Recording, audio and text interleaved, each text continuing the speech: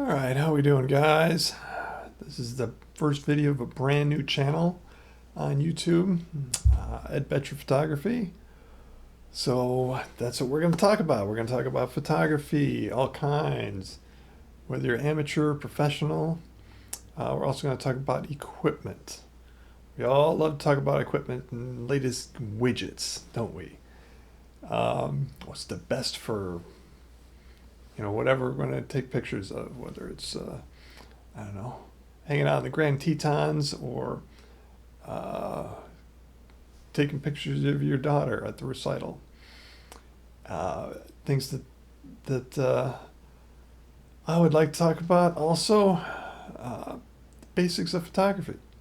That's right, how you get out there and make it so you can be an expert shutter button presser. And, make sure you can get all the right settings so you actually bring home the pictures. I'm a wedding photographer, 20 plus years experience, 285 or so weddings under my belt. So we'll talk a little bit about weddings, maybe one or two stories. I'm sure you'd love to hear some of those. And other kinds of photography is right up there with weddings is portraits. You can't take pictures of weddings without the people, right? So how about portraits? People may need them for a online dating profile, or they might need it for a professional. Maybe they're applying for a job and they need a professional portrait taken. Or some people want to do that so they make sure they get a good picture on their ID. That's okay. We all have our reasons why we're going to get nice pictures taken. Maybe so we can get rid of the blackmail photos that mom put up, right? And yes, my parents loved taking pictures. That's how I got started. Both of them liked taking pictures. Both my grandfathers liked taking pictures. So we can talk a little bit about that, how we got started with that. Because they both like taking pictures. My parents, they had gear I could borrow, and was able to, use some of this gear. I wasn't able to use the newest stuff, obviously. The little bit older equipment they would let me borrow and use, and give me a few tips on how to take pictures, and ran around and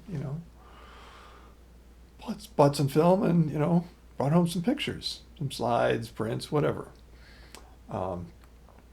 I also had an opportunity to work in a camera store. So when I was doing this, I had a chance to borrow and try out all kinds of equipment, talk to different camera manufacturers, different equipment manufacturers. And I got a chance to see what the latest and greatest was, whether it's a light meter or or lens or something like this. I remember I wanted to go to the zoo, and I wanted to try out the latest 350 f2.8 that Olympus had. So I was like, all right. So I set it up with the camera rep and got some awesome pictures. And the best one was actually of our cat. Trust me, it was a good picture. Anyway, so things I got a chance to try, Nikon, Canon, Olympus. Wasn't a big fan of Minolta or Pentax, but Veronica, Mamiya, got a chance to try some of those, and not to mention Hasselblad. I actually had to hire. I actually had to rent a Hasselblad for a few projects that professional shoots that clients were looking for. So in addition to that, I also recognize that not everybody wants to be a professional, and that's absolutely awesome. What I think would be great is if people could just learn a few things on how to settings and cameras and gears, so they can go to their grandson's Little League game and get some nice pictures.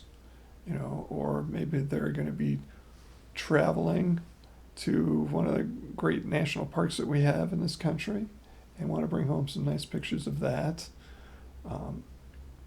Or maybe it's simple, you got some relatives coming in from out of town, you want to get some nice pictures. Whether they're, you're at home, outside in the garden, or one of your favorite local spots downtown.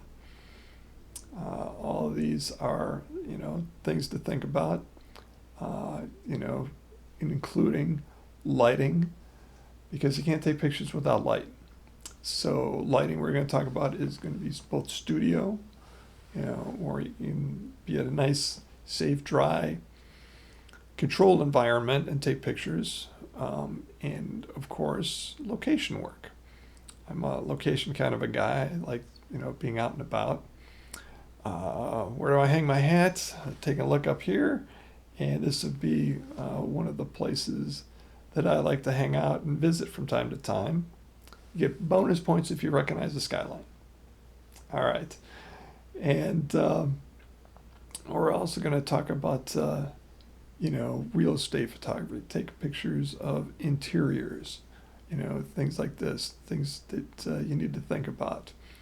Whether it's a certain lens or time of day and things like this, to make sure that you get the pictures that your customers are going to be happy with. One of the things to think about is when you're taking the pictures is where the picture's going to be eventually. So what does this mean? It means you're going to be put online. Certain listings have certain size requirements for the pictures. So you're going to be able to, if you have this information, when you go talk to the client, you say, hey, look, I can do the editing, and also I can edit it so you can upload them to such and such website. This will help, encourage people to use you, that you actually know what you're talking about. Not some guy with a camera, even though it's kind of what most of us are, right?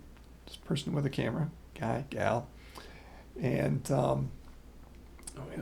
like taking pictures and capturing these events, so that we can remember, once upon a time.